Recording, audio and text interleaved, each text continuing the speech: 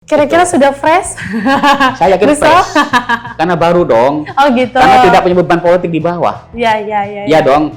Inilah momentum ya warga Kota Bekasi pilkada besok sebagai momentum untuk memilih pemimpin yang baru. Saya harap nanti kalau Gus terpilih sebagai wali kota Bekasi, kerjanya gercep ya. Saya gaspol. Oh, luar biasa, gaspol. Oke.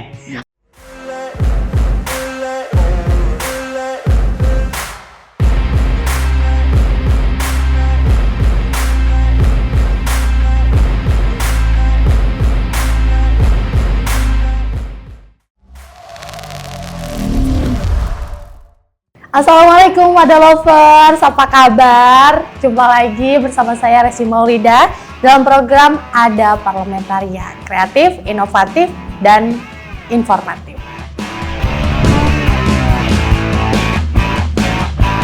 Saya sangat bersemangat sekali untuk membawakan tema yang sangat spesial hari ini karena di tengah hiruk-pikuk kehidupan kota yang terus berkembang, kita akan membahas mengenai transformasi besar-besaran yang sedang dan akan terjadi di kota tercinta kita, Bekasi. Bayangkan sahabat Ada Lovers, di kota Bekasi yang dulunya hanya dikenal sebagai kawasan industri dan permukiman saja, kini menjelma menjadi pusat inovasi dan kesejahteraan.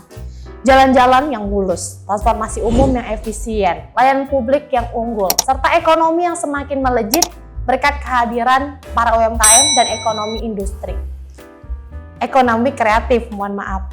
Dan Bekasi bukan lagi sekedar kota satelit Ada Lovers, tetapi menjadi magnet bagi kemajuan dari kenyamanan hidup.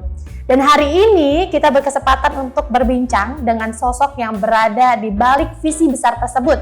Beliau adalah anggota DPRD Kota Bekasi yang sekaligus mencalonkan diri sebagai calon wali kota Bekasi.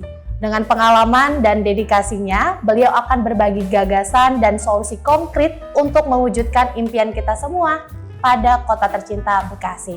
Mari kita sambut, ini dia Haji Solihin atau yang akrab disapa Gus Sol. Assalamualaikum Gus Sol. Waalaikumsalam warahmatullahi wabarakatuh. Mbak Resti, apa kabar? Alhamdulillah baik. Sehat. Biasanya host dulu yang nanya kabar ya, ini udah luar biasa nih. Iya.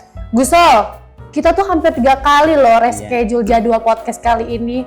Luar biasa banget yang Ada Lovers, padat banget jadwalnya. Lagi sibuk konsolidasi ya Gus ya? Mohon maaf, memang saya banyak kegiatan juga di DPRD dan juga konsolidasi di bawah. Wah, luar biasa.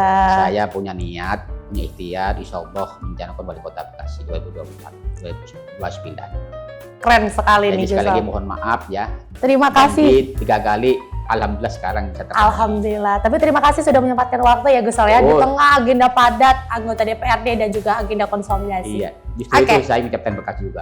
Oke, Ada Lovers, harus saya informasikan bahwa Gus Sol ini selain dikenal sebagai seorang politisi dari Partai P3 ya Gus Sol ya, beliau juga dikenal sebagai seorang pengusaha. Tapi jangan salah, sosok Gus Sol ini yang sukses ternyata juga melalui kisah-kisah perjuangan yang luar biasa ya Gus Sol ya. Betul. Di beberapa media kita temukan bahwa beliau ini mengungkapkan pertama kali beliau menginjakkan kaki di kota Bekasi ini, beliau pernah tidur di kontrakan satu petak, kamar Betul. mandinya di depan ya, Betul. di luar bareng-bareng. Betul. Kemudian beliau bertahan hidup hanya bermodalkan uang hasil dari pendapatannya berjual air mineral. Betul. Saat itu ya Gus Sol ya. Betul. Oke, ini keren sekali tentunya Ada Lovers. Aku ingin mengulas sedikit ya Gus ya. Iya. Boleh nggak ceritakan singkat bagaimana pengalaman menjadi Gus Sol seperti sekarang ini? Apa sih yang melatar belakangi Gus Sol berjuang dari keterpurukan? Pertama, hidup itu harus punya impian Oke. dan punya ikhtiar bagaimana kita harus mandiri. Memang saya ya dari Madura merantau ke Kota Bekasi itu tahun 96. Memang betul apa yang disampaikan oleh Mbak Resti itu, saya memang ngontrak satu pintu. Nah, disitulah saya itu kalau saya misalnya harus mandiri, harus kita kerja dong. Ketika itu saya belum pengalaman di Kota Bekasi, dan ketika itu saya diajak oleh teman-teman satu kontrakan, lingkungan kontrakan itu, karena mohon maaf satu lingkungan kontrakan itu warga inilah salah satu warga Jawa Barat, saya diajak untuk menjual air mineral di ya. Kabupaten di Terminal Kota Bekasi. Itu perjalanannya. Dan saya pernah juga sebagai kernik mobil antar jemput karyawan. Setelah itu saya kerja di pabrik, ya di pabrik Cibitung, kawasan Cibitung, tidak lama, 1 bulan. Lalu, motivasinya untuk bangkit dari keterpurukan itu apa, Gus? ini bukan terpurukan, ini proses ya. Oke. Orang itu harus butuh proses, ya, tidak ujuk-ujuk, butuh proses, butuh ikhtiar dan berdoa. Yang penting kita itu harus jujur, disiplin, dan semangat hidup. Oke, benar-benar ya, banyak ada lovers orang yang langsung melihat hasilnya saja, tapi tidak sabar dengan prosesnya. Proses dulu. Oke, luar biasa sekali ya. Ternyata Gus Sol ini juga melalui proses yang panjang, sahabat dan lovers, dari jual air mineral, tukang kenek, ya. Kemudian sampai kerja juga di pabrik, sampai hari ini menjadi seorang pengusaha dan juga politisi dan mencalonkan diri sebagai wali kota. Luar biasa sekali. Oke, Gus, ini saya menemukan satu statement Gus ya di sosial media yang pernah mengatakan bahwa politik itu mengalir. Ketika kita memang fokus terhadap tujuan untuk memberikan sumbangsih bagi masyarakat, segala sesuatunya akan dimudahkan. Usaha tidak akan mengkhianati hasil. Pertanyaanku, apakah tafsir dari politik itu mengalir yang dimaksud hari ini Gus Sol ingin mencalonkan diri sebagai calon wali kota Bekasi? Memang politik itu mengalir ya. Jangan ada cita-cita itu ada, jangan ada bicara target. Kalau target tidak tercapai kan pusing tuh.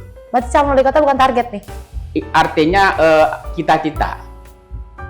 Kenapa saya sekarang jadi wali kota? Karena di DPRD ini kan kekuasaan terbatas. Karena DPRD kan cuma ada 3 fungsi. Fungsi pengawasan, budgeting, legislasi. Ya, betul. Nah, kalau kita masuk ke eksekutif lah yang mengatur majunya suatu daerah. Dan eksekutif lah bisa memberikan solusi kepada rakyat kecil. Misalnya memberikan pendidikan gratis, kesehatan gratis, ya kan?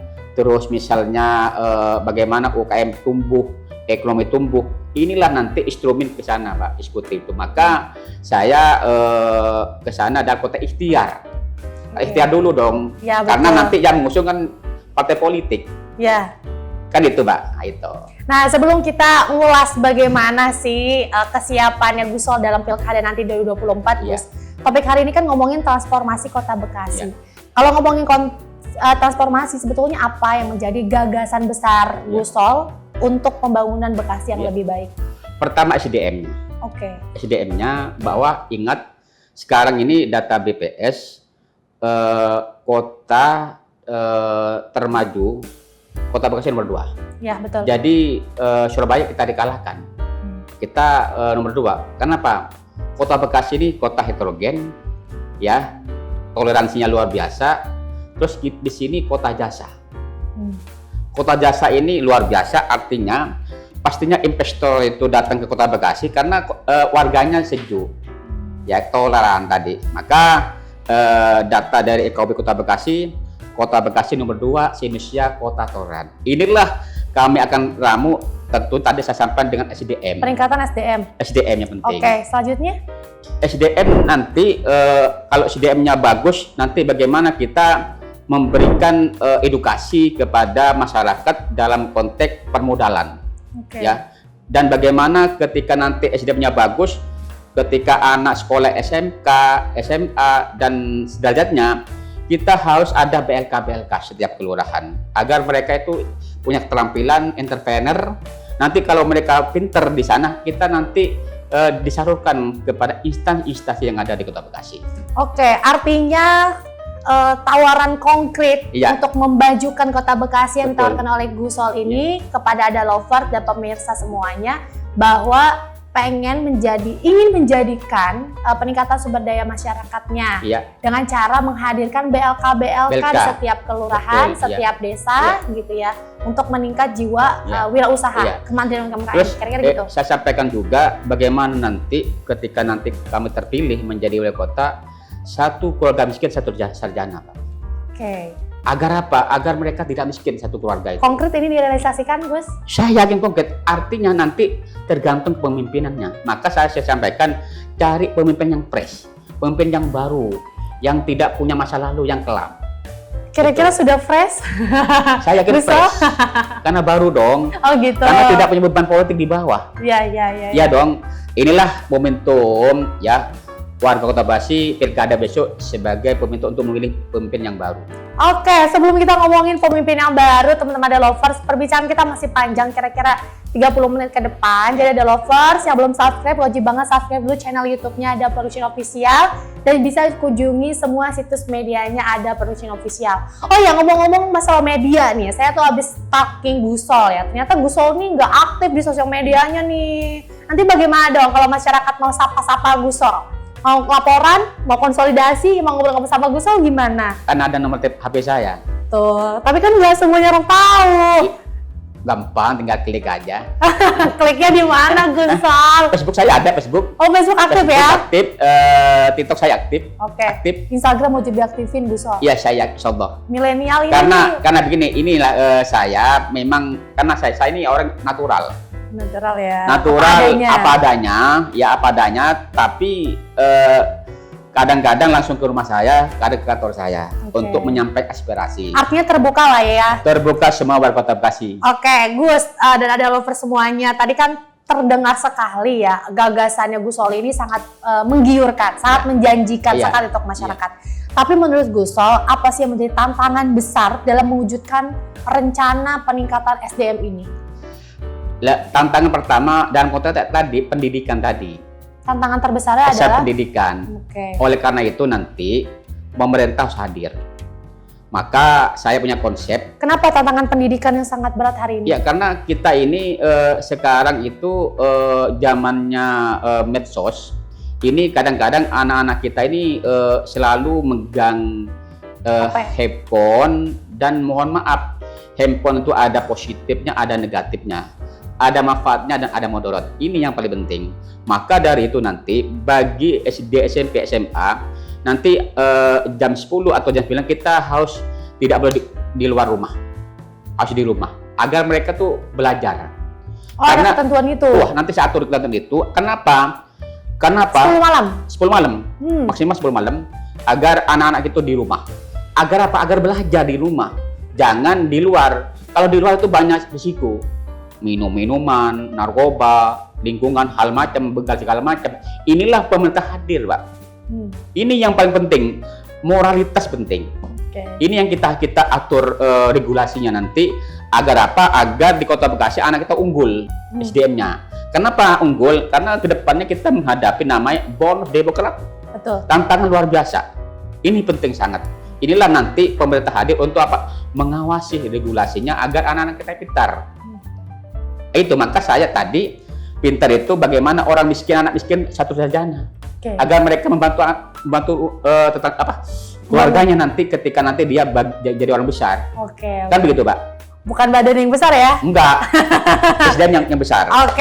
Ya. Jadi pemirsa kira-kira yang ditawarkan Gusol ini akan ada patroli semacam itu ya di jam 9 atau jam 10? Dibuatkan perwa atau apa nanti pemerintah bukan peraturan wali kota ya nanti diwajibkan anak didik, anak sekolah SD sampai SMA jam 10 harus di rumah maksimal. Agar apa? Agar mereka belajar di rumah. Ya. Itu. Ini menarik sih, memang ada tren budaya ketika 5.0 hari ini kita tuh nggak bisa lepas dari digital ya. Digitalisasi ini saya bilang ada manfaat, ada mudaratnya. Kenapa di situ Google ini tinggal klik mau apa ada di situ. Betul. Ya, mau makan, mau apa, mau buka situs apalah semua ada di situ. Artinya kalau kita ini tidak dalam konteks membina, mengawasi gerak-gerik anak-anak kita ini, yang penting orang tua harus kita ikut serta. Bagaimana mendidik anak kita lebih pintar. Ini, Mbak, kedepannya ini negara kita ini kan ada di generasi yang akan datang ini. Ya dong. Kalau generasi yang sekarang ini hidupnya puya-puya, hidupnya misalnya tidak positif, negatif. Ini bawa kemana negara kita ke depannya? Ini tantangan besar. Oke. Artinya Gusol akan mendorong peraturan dari wali kota yang mengatur bagaimana anak-anak Iya. pendidik dari SD, SMP, SMA Harus untuk jam 10 maksimal di rumah. Oke, jam 10 maksimal sudah di Iya, rumah. Ini iya. menarik sekali. Iya, artinya nanti kan ada penyuluhan ya. Oke. Nanti ada diskusi kampus-kampus, terus di ya partai politik, ya instansi pemerintah atau di kelurahan, atau di kecamatan. Artinya nanti memberikan edukasi kepada adik-adik mahasiswa agar mereka punya motivasi bagaimana kita sebagai mahasiswa itu punya andil ikut serta membangun Kota Bekasi. Itu, Bang. Oke. Ini gagasan besar ya? Iya, itu gagal besar itu. Oke, kira-kira ini kita bisa sepil pertama kali ya, bagaimana tawaran dari Gus Sol. Selanjutnya Gus Sol, dari perolehan suara parpol dan kursi parpol untuk DPRD Kota Bekasi periode 2024-2029. Iya. Kan Partai Persatuan Pembangunan itu memperoleh 58.000 sekian ya, Iya, betul. suara Ya, dan betul, 2 betul. kursi. Ya. Nah, saya pikir ini sangat berani tentunya untuk mencalonkan diri, sedangkan berdasarkan aturan Undang-Undang Pilkada Iya. nomor 10 tahun 2016, Iya. syarat pencalonan parpol itu minimal 20%. Ya, 10 kursi. Ya, atau 25% untuk suara parpolnya. Ya. Ya kan? Apa sih sebetulnya yang mendasari Gus Sol bertekad untuk maju sejauh ini? Iya, artinya saya gini, saya di DPRD kan sudah 2 periode. Ya. Maka dari saya sampai dari awal itu karena di DPRD kan peran kekuasaannya terbatas.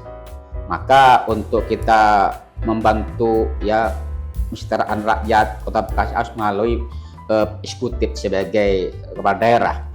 Memang betul P3 2 kursi, maka ikhtiar kami itu menjalin komunikasi semua ketua-ketua partai yang ada di Kota Bekasi.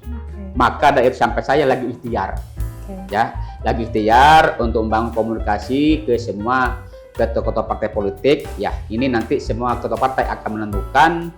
Saya memberikan gagasan dan ide-ide cemerlang untuk ke ketua partai.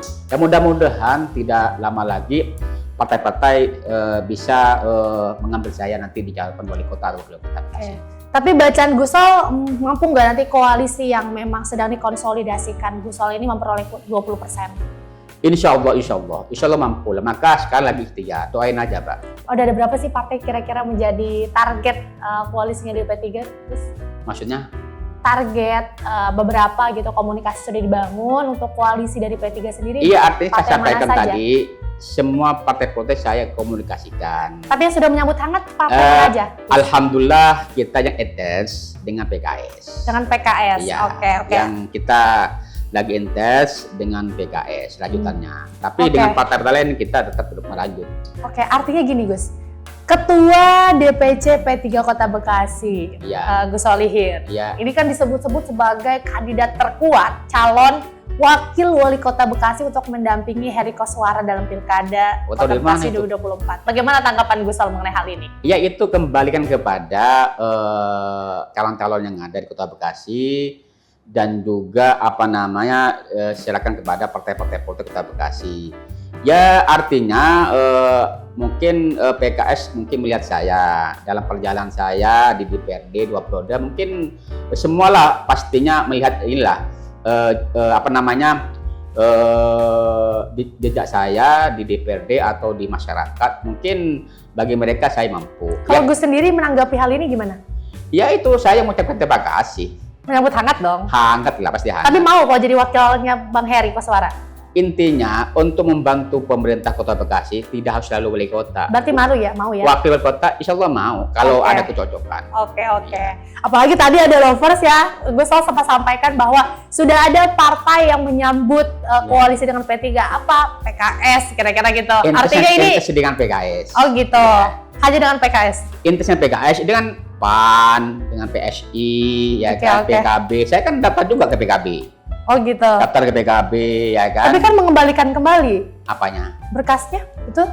Oh iya, artinya kan saya bisa kembalikan berkasnya dong. Saya Oke. sudah dipanggil, diundang DPP PKB, uji kelayakan, uji kompetensi. Saya lalui itu, proses itu saya lalui. Oke. Saya jadi penasaran nih Gus Sol ya. Mungkin ada lovers juga penasaran. Sejauh mana sih sebetulnya Gus persiapan menuju Pilkada? Jadi sebetulnya targetnya Gus Sol ini jadi wali kota Bekasi atau wakil wali kota Bekasi? Kan saya sampaikan tadi, untuk membantu Kota Bekasi tidak selalu jadi wali kota. Girohnya lebih kemana? ya saya bilang, saya kan Giro kan wali kota nih. Kalau nanti misalnya kesepakatan partai politik pengusung jadi wakil, ya kita harus terima. Jabatan jangan dikejar. Kita harus menerima apa yang disepakatin. Yang penting bersama-sama membangun Kota Bekasi lebih baik lagi. Oke, luar biasa sekali ya. Gitu. Sobat Developer. Jadi intinya tadi apa? Jabatan jangan dikejar. Ya kan? Kalau kita kasih amanat, kita jalankan. Backgroundnya santri sih, jadi menerima Iya. hasil ya. Luar Hasil, biasa nih betul. Gus Sol. Iya. Oke, pemirsa Developers, tonton sampai habis karena obrolannya eksklusif banget sama Betul, Gus Sol ya, iya. calon wali kota Bekasi. Luar Iya. biasa. Ngomongin transformasi Bekasi. Tadi kita ngomongin SDM.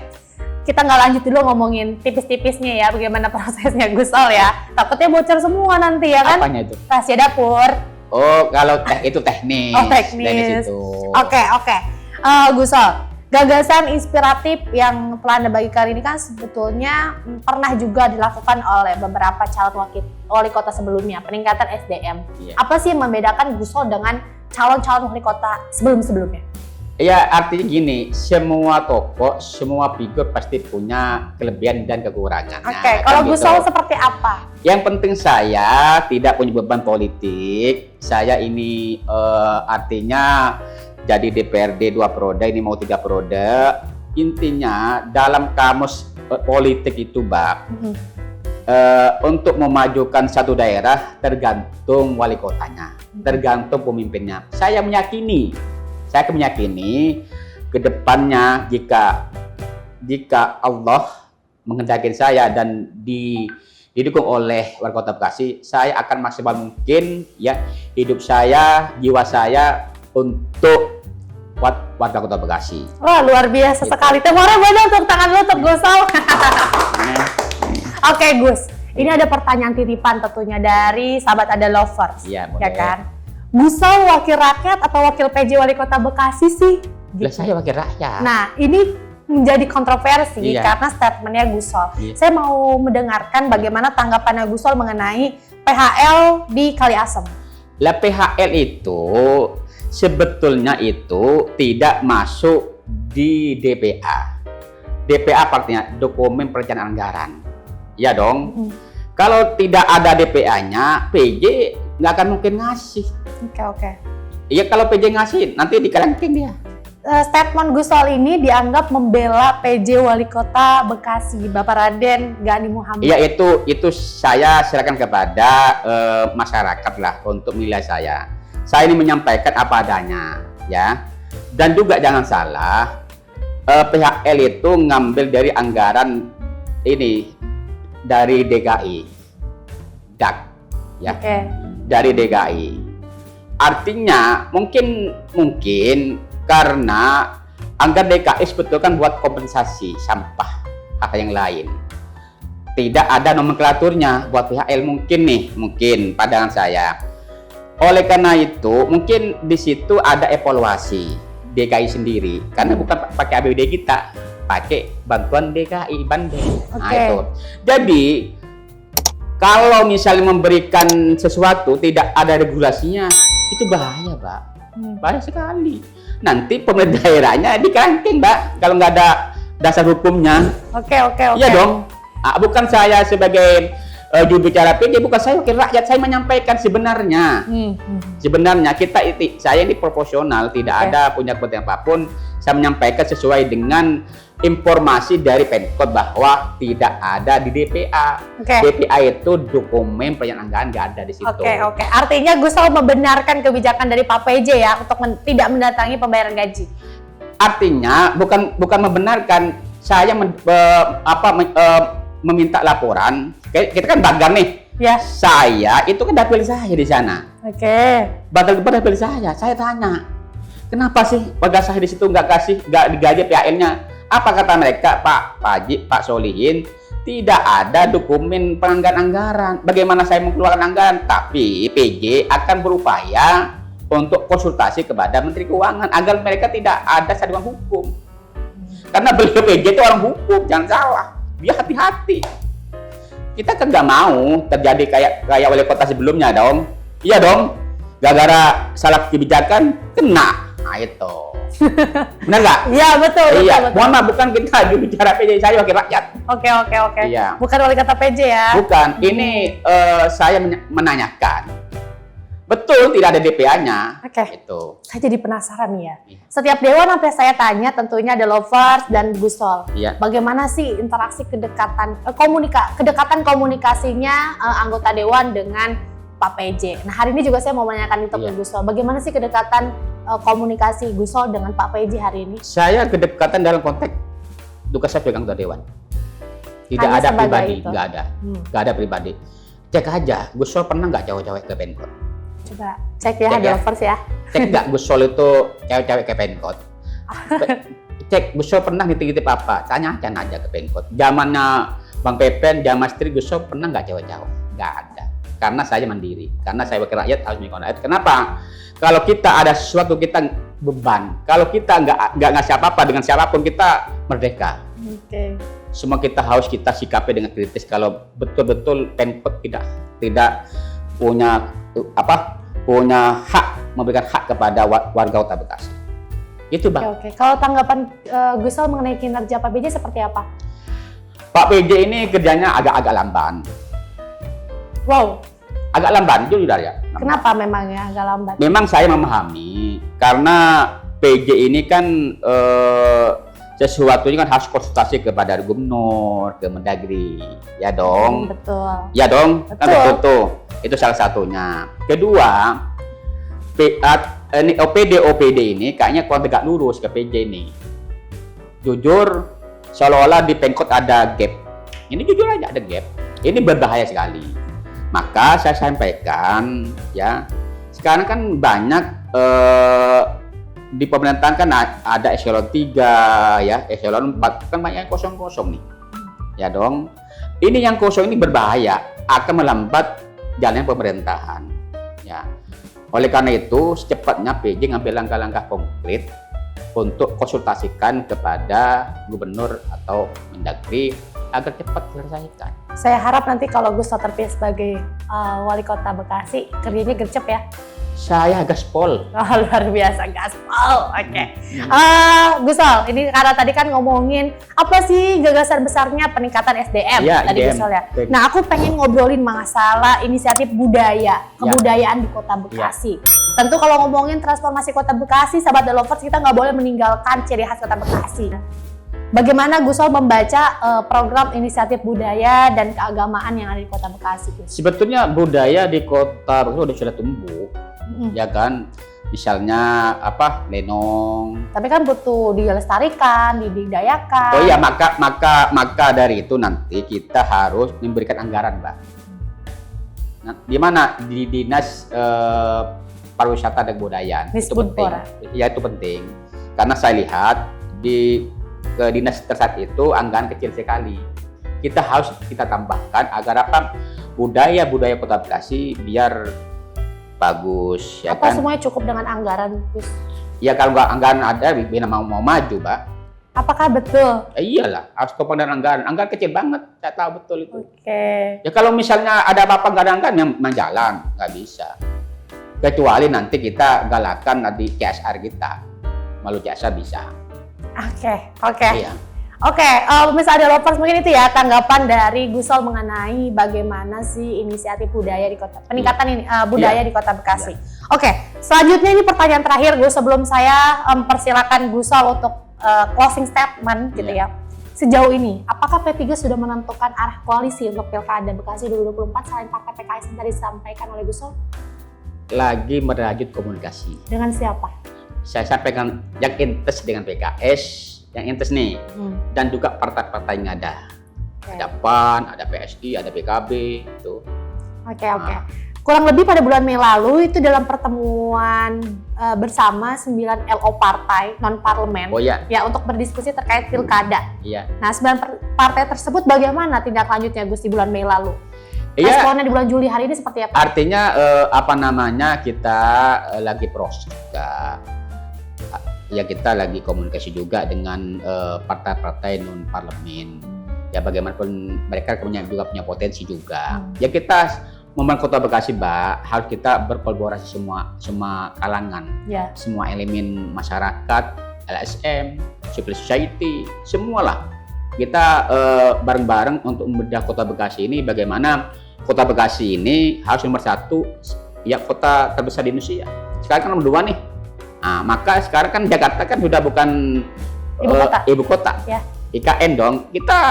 Saya yakin kalau nanti pemerintahnya baru, bisa juga kita bisa mengalahkan DKI dengan SDM yang bagus, ya kan, anak-anak kita pintar, ya, ekonomi tumbuh, ya dong. Terus misalnya pelaku UKM semua merata. Saya yakin itu tujuan kita bersama, bagaimana Kota Bekasi lebih maju lagi.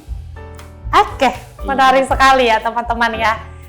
Sekiranya hari ini P3 dan juga Gus Sol sedang melakukan konsolidasi untuk transformasi Bekasi lebih baik lagi. Luar biasa sekali. Terakhir Gus, ada pesan terakhir yang ingin Gus sampaikan kepada para pendengar dan juga ada lovers sekalian. Silakan. Baik, terima kasih developer, bahwa besok kita menghadapi Pilkada Kota Bekasi, yaitu tanggal 27 November ya. Inilah momentum buat warga Kota Bekasi untuk menentukan nasib 5 tahun ke depan untuk warga Kota Bekasi. Carilah pemimpin yang baru, yang fresh, yang tidak punya masa lalu yang kelam dan tidak punya beban belakang yang berat. Artinya kalau memilih pemimpin yang baru, saya yakin kerjanya gaspol dan bisa mengatasi semua persoalan yang ada di Kota Bekasi. Mungkin itu dari saya. Terima kasih. Assalamualaikum warahmatullahi wabarakatuh. Waalaikumsalam warahmatullahi wabarakatuh. Ada lovers, sangat inspiratif tentunya obrolan kita dan eksekutif. Karena Gus Sol tadi sudah menyampaikan belak-belakan bagaimana persiapannya menuju pilkada, apa gagasannya sebagai wali kota Bekasi. Oke, tentu saya sangat optimis sekali mendengar gagasan-gagasan beliau dari Gus Sol. Dan saat ini marilah kita memandang ke depan bahwa kita membayangkan Kota Bekasi menjadi kota yang hijau, kota yang lebih tertata, kota yang lebih maju. Dan kita telah mendengar rencana-rencana konkret yang akan membawa perubahan positif bagi kota kita tercinta Bekasi. Namun seperti yang tadi disampaikan oleh Bang Haji Solihin atau biasa kita sapa dengan Gus Sol, transformasi ini tidak hanya menjadi tanggung jawab pemerintah saja, tapi juga membutuhkan partisipasi aktif dari seluruh masyarakat, khususnya generasi Z. Makanya Gus Sol tadi sampaikan bahwa sangat menekan fokus untuk peningkatan SDM, khususnya adalah SDM yang sedang tumbuh, yaitu di masa-masa terdidik dari tingkat dasar sampai perguruan tinggi.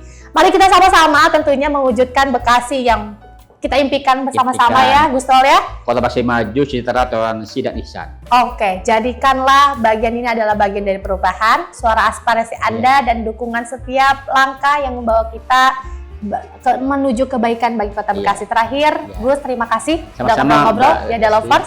Dan ada lovers, nantikan selalu program Ada Parlementarian selanjutnya. Saya Resi Maulida dan narasumber hari ini Gus Sol, pamit undur diri. Sampai jumpa selanjutnya. Dah. Dadah.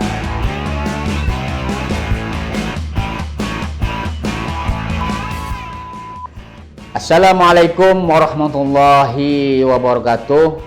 Salam sejahtera buat kita semua. Saya Haji Solihin, anggota DPRD Kota Bekasi dari fraksi Golkar Persatuan.